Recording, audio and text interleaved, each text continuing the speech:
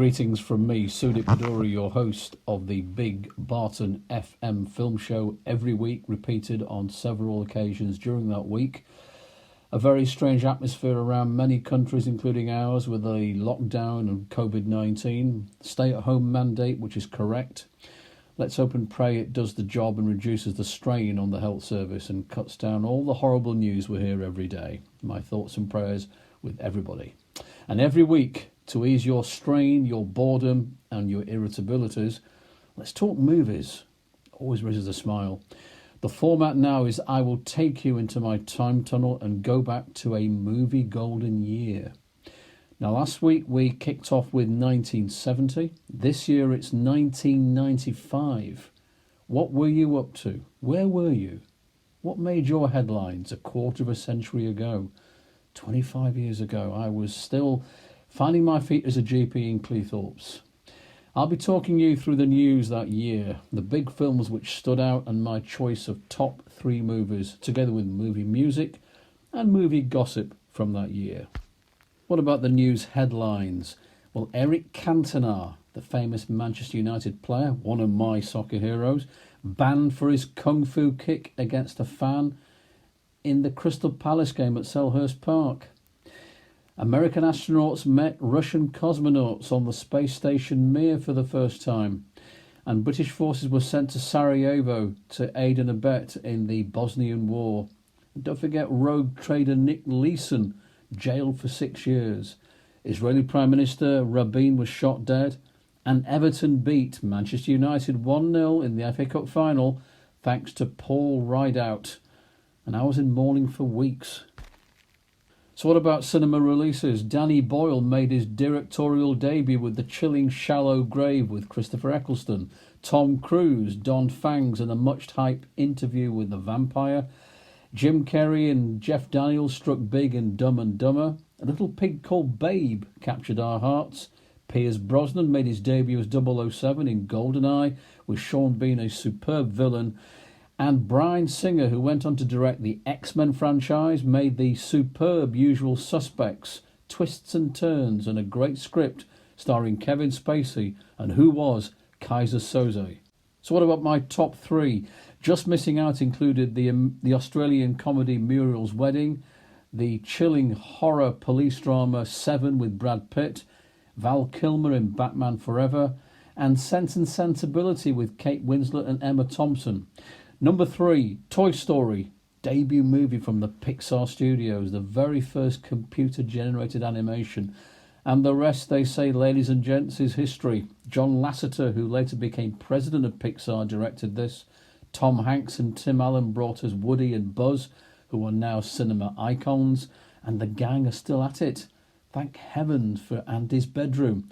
A slick, funny script for all ages. My favourite toy, Mr. Potato Head.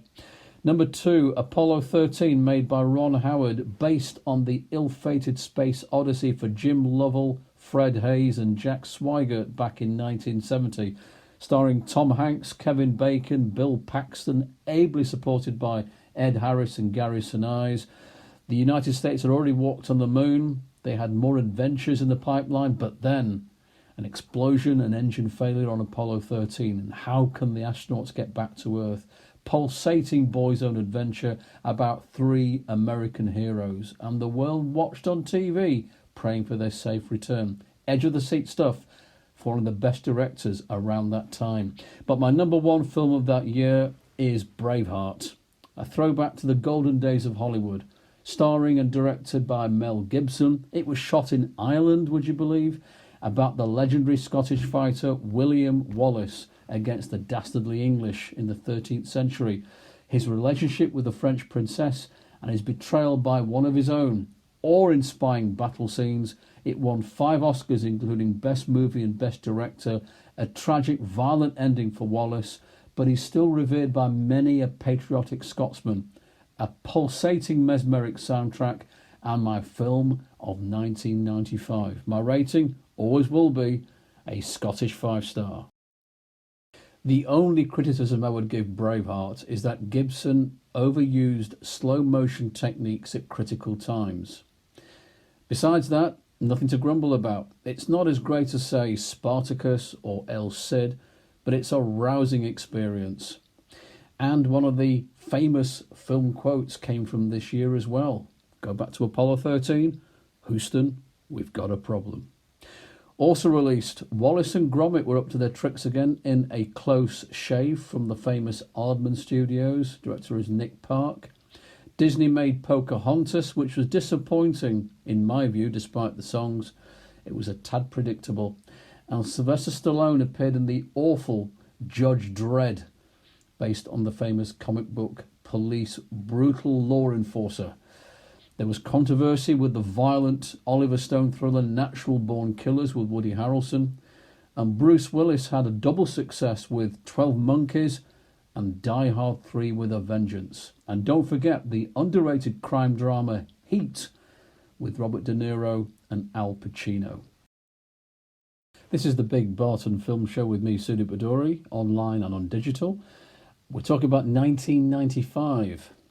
What about movie news that year? Well, the largest loss ever made by a film was MGM's $100 million Cutthroat Island, starring Gina Davis, directed by her husband at that time, Rennie Harlin, and he only recouped $11 million. It was terrible. I say that with some aplomb because it was an awful experience. However, Waterworld with Kevin Costner was entertaining despite some panning by critics, and that was $180 million to make. Speaking of which, the arguments between Costner and director Kevin Reynolds on the set of Waterworld was non-stop. When the film was released, I thought it was enjoyable. Reynolds and Costner had both worked together on Robin Hood, Prince of Thieves. Dennis Hopper was a great villain in Waterworld, and it did become a Universal Studios California theme park show for some time. So it was a success for many reasons.